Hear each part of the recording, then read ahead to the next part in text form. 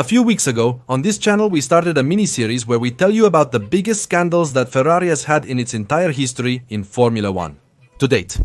Promising you that this would be a mini-series where we would eventually tell you about the biggest scandals of each Formula 1 team. Well, we've decided not to make you wait a year and go straight into the second chapter. And we will now take advantage of the team that is the sole leader in the drivers' and constructors' tables this season. And they are shaping up to be the favorites to take everything this year. So ladies and gentlemen, in this new chapter of this mini-series of the biggest scandals of the Formula 1 teams, it's time to tell you the story and scandals of the second most successful team in the history of Formula 1. In terms of numbers, as they have to date harvested 9 Constructors' Championships, 191 victories to date when we recorded this video, 12 drivers' titles and 972 races contested. These are the numbers that make McLaren Formula 1 the second most successful team in the Grand Circus. A structure founded in 1963 by Bruce McLaren. Since its 1966 debut, the show has achieved great success. Yes, but obviously, along the way it has also had very big controversies and scandals, which today will be remembered on this channel as part of this mini-series. So ladies and gentlemen, welcome to the 5 biggest scandals in the history of the McLaren team in Formula.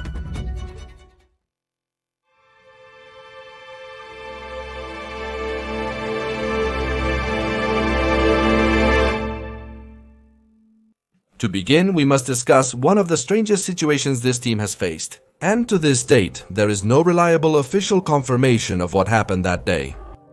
But precisely all the secrecy that caused the last day of the second preseason day of 2015. This is one of the most bizarre and contentious scenarios McLaren has faced in its Formula 1 history. As a quick context of what was coming in 2015, McLaren would be powered again by the Japanese brand Honda, in an attempt to revive one of the most successful partnerships seen in the history of Formula 1. During that 2015, the McLaren drivers would be Jenson Button, a team member since 2010, and Fernando Alonso, returning to McLaren after the 2007 season fiasco. And the bad relationship between them due to the events of that season. However, before starting the 2015 season, the cars had to go through the preseason. On the final day of the second round of tests at the Barcelona-Catalunya circuit, Fernando Alonso was tasked with driving the single-seater. Shortly after 1 post-meridium local time, Alonso had an accident at the exit of turn 3 while following one of the team's work plans. Something that is not uncommon to happen in the preseason. But it is precisely at this point where one of the biggest mysteries of this team begins, and at the same time, one of its biggest scandals. Since the driver did not get out of the car on his own and had to be assisted by the circuit stewards to be airlifted to a medical center, where, according to Fernando's own statements, he lost consciousness and the driver was hospitalized for 3 days in a regional hospital. He was diagnosed with a concussion. Some media reported that when doctors asked him protocol questions like, "Who are you?" and "What do you do for a living?" Fernando commented that he was a go-kart driver and that he wanted to be a Formula 1 driver, having something like a small bout of amnesia. Fortunately, Fernando left the hospital without major problems and eventually had to rest for a while, missing the 3rd day of preseason testing and the first Grand Prix of the year in Australia. Things become more questionable once journalists began to investigate the accident. And in this investigation they saw and realized that Alonso suddenly lost control at the exit of turn 3. Vettel, who was behind at the time of the accident, told the media that Alonso was not going at high speed on the circuit and that suddenly the car turned directly against the wall, although telemetry showed that Alonso did reach high speed. So the question remained, what did Alonso do to lose control and hit the wall, to the point of losing consciousness? 2 theories were born from this particular point. And the first one said that Alonso had received an electric shock due to problems with the energy recovery system, and that pushed him straight into the accident. Although McLaren reviewed the car that night and discarded that theory, arguing that the car had no fault that would produce an electric shock. The other theory is that a gust of wind hit the car in the middle of the turn, and that made him lose control and crash. In fact, McLaren concluded at the end of the investigation that this was the cause of the accident. He went wide on the turn, touched the AstroTurf, and lost control of the single-seater due to a gust of wind. However, when Alonso was asked upon his return to the tracks what had happened, he commented something completely different. That his car had a steering problem in the middle of the turn and ended up going straight into the wall. However, he contradicted the team's official statement, claiming that even a hurricane couldn't move the car. completely dismissing McLaren's own mentioned version. So in itself, to date it is not exactly known what caused the accident that left Alonso with a concussion. And to date, there is not a single clear version of what happened in that accident that caused Alonso to miss the last test session and the first race of the year. A decade on, it's still among F1's greatest enigmas. And at the time, it was one of the biggest scandals by McLaren, which even Fernando himself ended up rejecting the official version of the events. And I really don't know if we will ever fully know the truth about the matter. But this situation remains as one of the biggest scandals in the history of the McLaren team in Formula 1 and also as the 5th place in our top of McLaren team scandals. In 1998, after a brief period of lackluster performance, McLaren developed a competitive car, making them contenders for the drivers' and constructors' titles once again. And with the help of Mika Häkkinen and David Coulthard, McLaren became a team to be very afraid and careful of again. However, in the first 1998 race at the Albert Park circuit in Australia, McLaren dominated the Grand Prix, with Häkkinen winning, Coulthard in second place, and the great rival Michael Schumacher out having abandoned due to a reliability issue. Everything was going wonderfully and looking perfect for this team in this first race of the year. But unbeknownst to them, McLaren was about to cause a big scandal due to two situations that did not sit well with the team led by Ron Dennis. While comfortably leading the Grand Prix on lap 36, Mika Häkkinen mistakenly drove through the pit lane instead of entering the pits. And without making a stop, as if he was doing a drive-through. This was completely inexplicable because Mika Häkkinen had not been penalized. And with this so-called stop, he lost enough time for Coulthard to overtake him on track and be relegated to second position, making it seem like Mika Häkkinen's chances of winning this Grand Prix were suddenly over. However, with 15 laps left, David Coulthard started to slow down. And from having a lead of about 13 seconds for the last laps, Mika had caught up with him, but it wasn't because he had any problem with the car. What happened is that he deliberately slowed down to let Mika Häkkinen overtake him, which he did with 2 laps left to complete the race. So after this action by David Coulthard, Mika Häkkinen received the victory after practically losing it with that pit lane incident. But obviously, this situation did not sit well with the public, who believed that McLaren had gifted the victory to the Finnish driver. The situation escalated to the point where Ron Walker, president of the Australian Grand Prix Corporation, filed an official complaint with the Fédération Internationale de l'Automobile against McLaren for allegedly rigging a competition's outcome. The Fédération Internationale de l'Automobile investigated and brought the situation before the World Motorsport Council for analysis, at the risk of sanctioning the team for their actions in that Grand Prix. However, McLaren defended itself in 2 entirely different ways. Allegedly, according to Ron Dennis, many years after this incident, someone intervened on the team radio giving Mika Häkkinen a false order to stop in the pits. Häkkinen at the time stated for his part that he had heard something on the radio that the team told him, but that he interpreted as needing to stop in the pits, and that's why he did it. But the defense that ended up weighing most for the McLaren team was that Coulthard and Häkkinen had agreed before the race started that the driver who got to turn number 1 first would be the one who would end up winning this Grand Prix. What is known as a gentleman's agreement between teammates. And in the end, what about Häkkinen's radio situation? McLaren saw it as the right decision to give the team order to respect the result that had been happening up to that point, about the failed pit stop, and despite claims that McLaren had rigged the Grand Prix results. The World Motorsport Council did not sanction him, but it ended up modifying the sports regulations to punish any action that was detrimental to the interests of a competition. While not majorly consequential, this action remained a tough stain to overcome, in what should have been a day of joy and happiness for the structure of walking. So, number 4 spot on our top scandals of the McLaren team, the team orders from the 1998 Australian Grand Prix. The bronze spot on our podium goes to one of the most surreal stories in Formula 1 history, where a small, probably insignificant action triggered one of the biggest scandals of the season.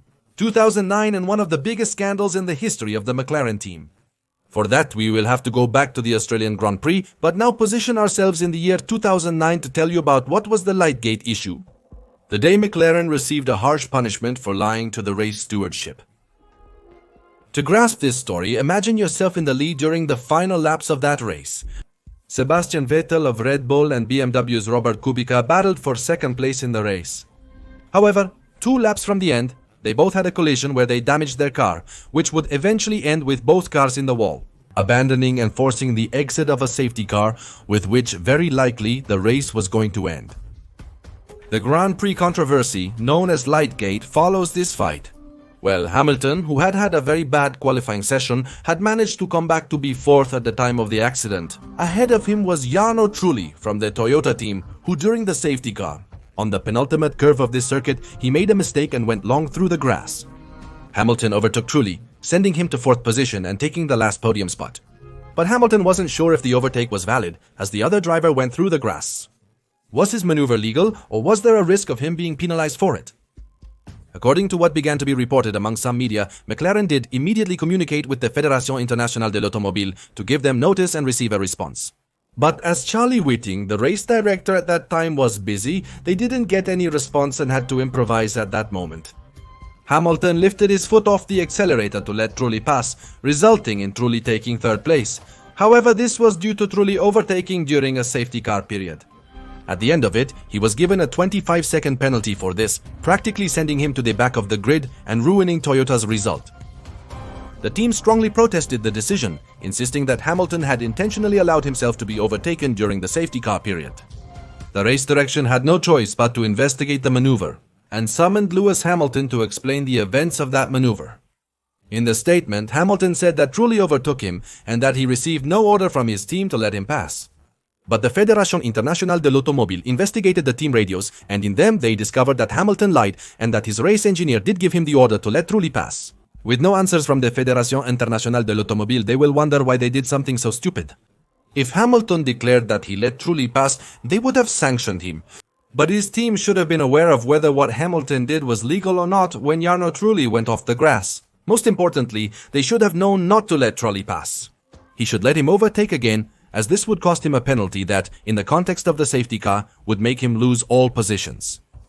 However, the team's principal, Dave Ryan, instructed Hamilton to lie to the stewards to avoid punishment. But as the Fédération Internationale de l'Automobile investigated the radios, they quickly realized that Hamilton and McLaren had lied to them.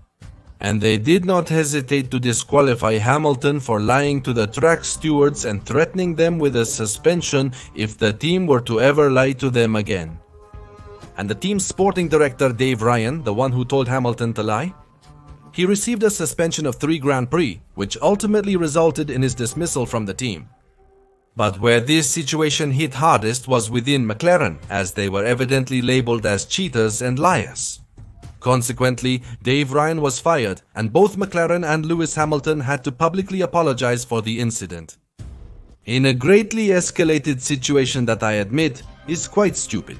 Because Hamilton did do well to overtake Trulli when he went off the track, but the fact that his team didn't have the knowledge to secure it was what triggered it. One of the most absurd situations seen in the history of Formula 1, which ended with a disqualified driver, a team singled out, staff fired, and a controversy that could easily have been avoided. So, ladies and gentlemen, the number 3 spot on our top. The Lightgate Scandal of the 2009 Formula 1 season, starring the McLaren team. This video could perfectly well be about everything that happened between the years 1988 and 1991 with this team. However, if we had to choose only, one of the controversies that arose from the Senna versus confrontation, Prost during their time with McLaren, it definitely could not be anything other than when they took the confrontation too far. After the 1988 World Championship, which left Senna as the world champion, 1989 was the year where this rivalry completely exploded. When Senna betrayed a gentleman's agreement in Imola and then later with Prost, signing with McLaren's biggest rival Ferrari to race with them in 1990, shouting to the whole world that McLaren preferred Senna over him. And many cross statements that led to the hatred and mutual contempt of both parties, which culminated in one of the biggest scandals in Formula 1 history. And certainly with one of McLaren's biggest scandals ever. By 1989, it was common knowledge that Japan would determine the contender for the world title that season. Senna needed the victory to extend the world championship decision to the last race of the year.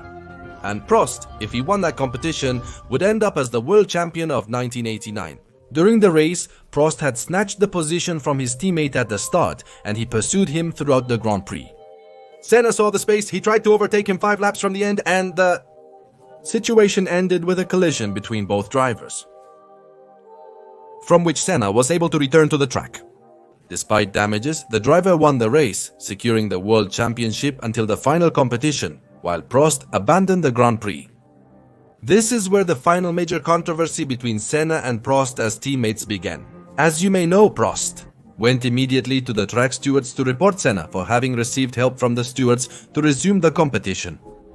And precisely after this incident, and having finished the race, Senna was disqualified for having cut the Casio triangle curve in his attempt to return to the track. With this, not completing the total race distance and thus receiving the disqualification, with which Prost ended up winning the 1989 season's World Drivers' title. However, McLaren itself may have fueled further controversy in the days that followed, because the team was not at all happy with how things ended up in that Grand Prix, and they completely sided with Senna, protesting the decision that had been made with the Fédération Internationale de l'Automobile. Prost at this point was still their driver and the driver who had given the title to McLaren. But they declared that this protest was not made to benefit Senna, that they did it because with this decision to disqualify Senna, they had lost that Grand Prix. And with that, sponsorship money they lost for not having achieved the victory, which ended up in the hands of Alessandro Nannini. Despite having already secured the titles, they asked Senna to win the next Grand Prix in Australia, to eventually protest the Fédération Internationale de l'Automobile's decision. If the protest succeeded, with both victories, he would become the 1989 season world champion. However, the Brazilian driver withdrew from that Grand Prix, rendering the appeal pointless. But Prost pointed out emphatically how McLaren tried to intervene in what was his World Triple Championship. But Senna, in public statements after that race, said that the decision was simply the decision of the Fédération Internationale de l'Automobile president at that time, Jean-Marie Balestre, to favor his teammate and his French compatriot, publicly stating that Balestre was corrupt, which did not sit well with the Fédération Internationale de l'Automobile president because he ended up sanctioning him with a 6-month suspension of his license and a financial penalty, which in the end were not enforced because supposedly Senna apologized for what he said in that race with a letter. But a year later, exactly the same conditions occurred in Japan, where if Senna won, he would be the world champion. And Prost, who was now dressed in red, did it. This would bring the story's conclusion to the final race of the season, held at the Adelaide Circuit in Australia.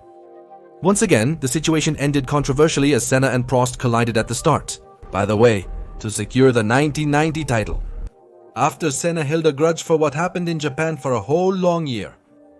Although Senna didn't admit it at the time, and the following year, he maintained that he simply tried to pass through a gap, but Prost closed him off, causing the collision. At the end of the 1991 season, he acknowledged that he did it completely on purpose, as a protest against the politics that intervened in Formula 1 and as revenge for what happened in the Japan Grand Prix from 1989. And on this occasion, we decided to tell you this story in a summarized way because I think it's better for us to invite you to watch the chapter of legendary rivalries Senna vs Prost, where we explain much better and in more detail all the ins and outs of this rivalry, which triggered some of the biggest controversies ever seen in the history of Formula 1. But in the end, even though we've already told this story, the story remains history. And one cannot take away the great weight of the Senna vs Prost rivalry, as one of the triggers of the biggest controversies ever seen in the history of the McLaren team. But that on this occasion takes the second place in our top of the day.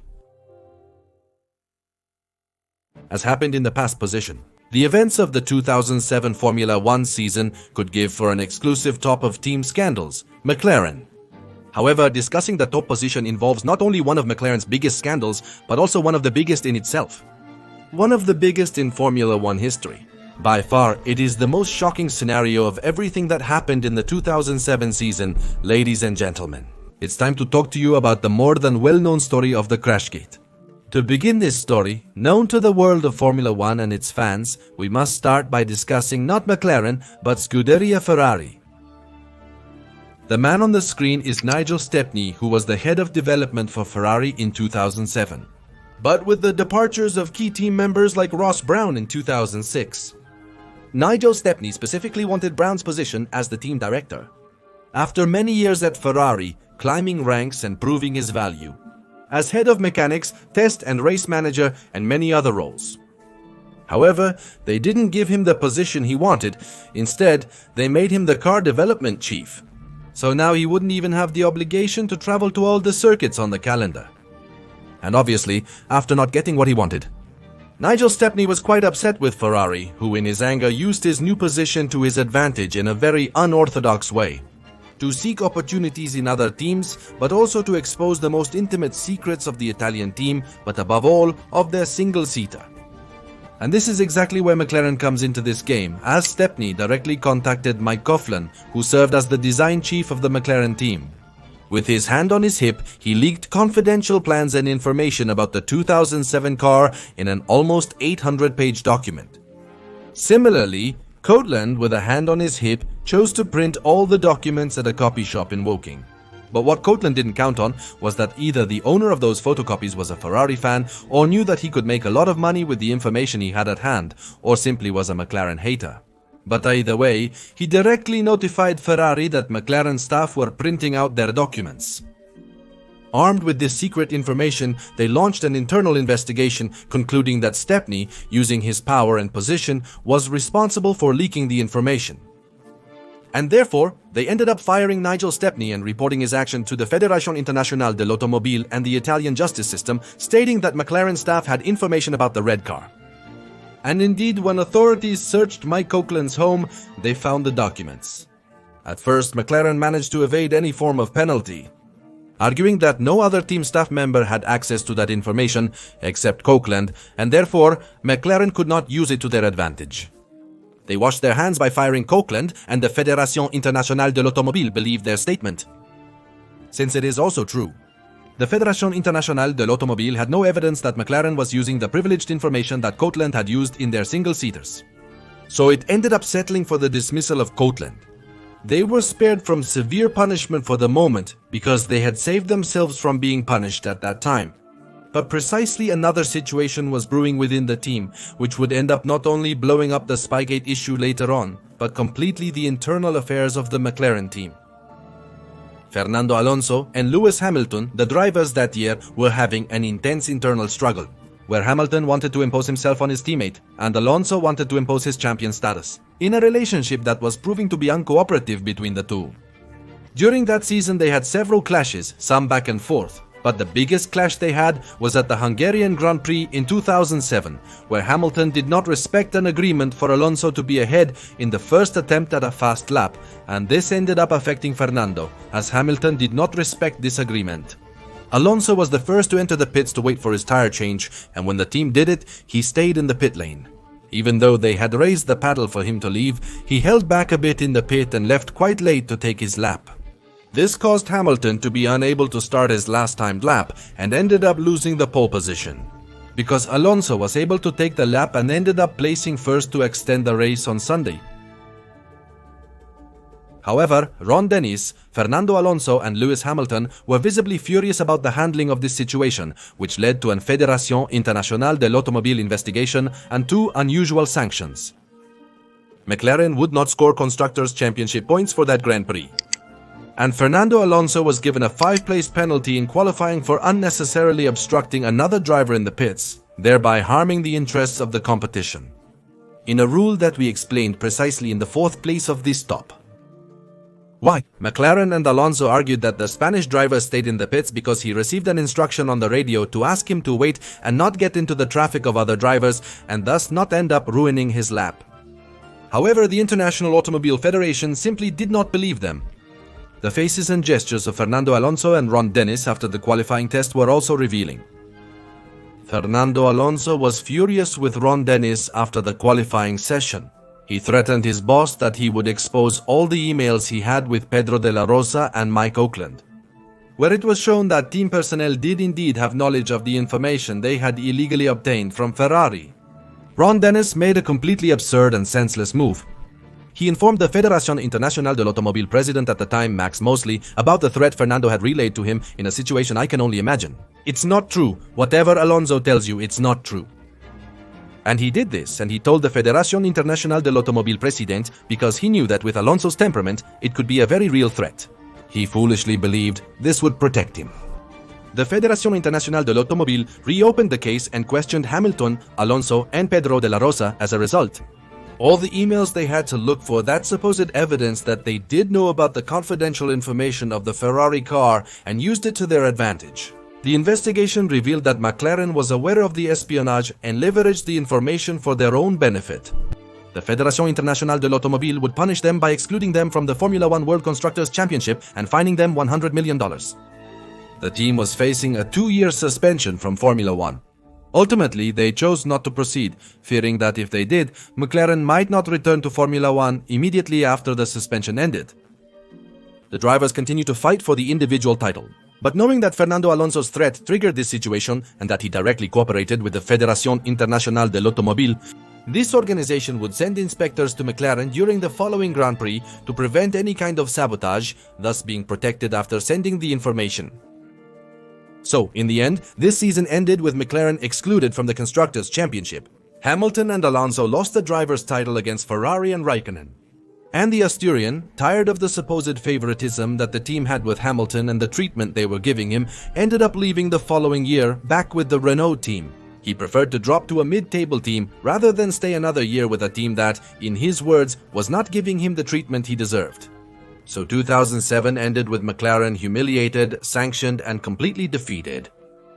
To illustrate the severity of McLaren's punishment, had it not been for that exclusion in the constructors' table, this team would at least have become world champions. In that 2007, and today they would be 10 times world champions of Formula One constructors. But what could have been does not exist. But what did end up existing was the biggest scandal in McLaren's history, which was called Spygate. And that definitely had to take the gold from our particular top. But ladies and gentlemen, with this, we finished the second chapter of the biggest scandals in the history of Formula One, dedicated this time to the McLaren team. But I must ask, were you aware of these scandals? Did they surprise you? And tell us, which team would you like to be the focus of the second chapter of the biggest scandals of the teams in Formula One? Let me know all your opinions in the comments section. If you enjoyed this video, give us a thumbs up. Goodbye. Subscribe to this channel, turn on notifications so you know when I'm uploading a new video, and share this with your friends. I also invite you to follow us on Instagram and Twitter. Links are in the video description. And see you soon for more content on this, your Skyline Racing channel. Thanks for tuning in. See you later.